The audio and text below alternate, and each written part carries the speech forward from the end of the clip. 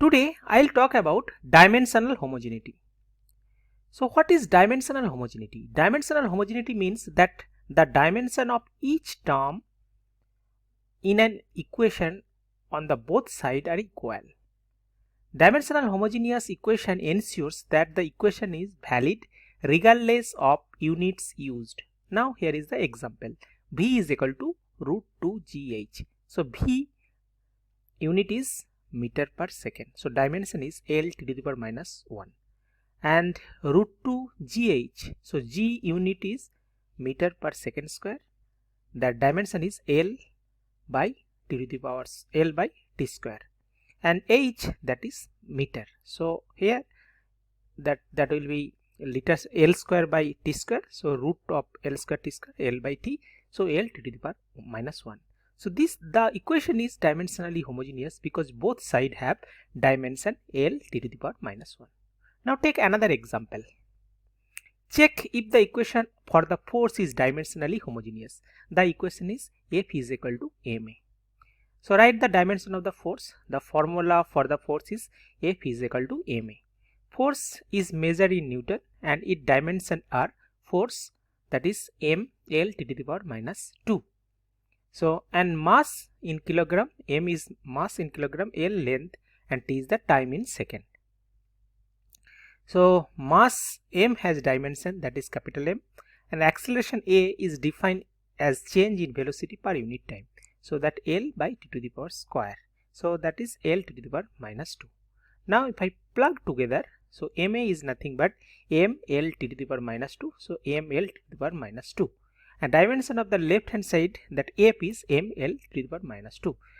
Since both sides of the equation have the same dimension, that equation is dimensionally homogeneous. Now take another example. So Bernoulli's equation is a fundamental principle in fluid dynamics, and it states that P plus half rho V square plus rho GH is equal to constant. So now here P is a pressure, force per unit area, rho is fluid density, mass per unit volume, V is the velocity of the fluid, and G is the gravitational acceleration, and H is the height of the fluid. Now first term in the Bernoulli's equation is the pressure, force per area. So unit of force is Newton, dimension of Newton is m L T to the power minus 2, and area is the dimension L square. Now from here if we do the organization, so here L will be cancelled out. So finally it will be m L to the power minus 1 T to the power minus 2. So dimension of P are dimensions of P. So actually dimension of P is something m L to the power, or dimensions, okay, correct. So dimensions of P are m L minus 1 to the power minus 2. Now second term is half rho V square, that is kinetic energy per unit volume. So density rho, that is dimension is m L to the power minus 3. Dimension of velocity V, actually meter per second, and that is kg per meter cube.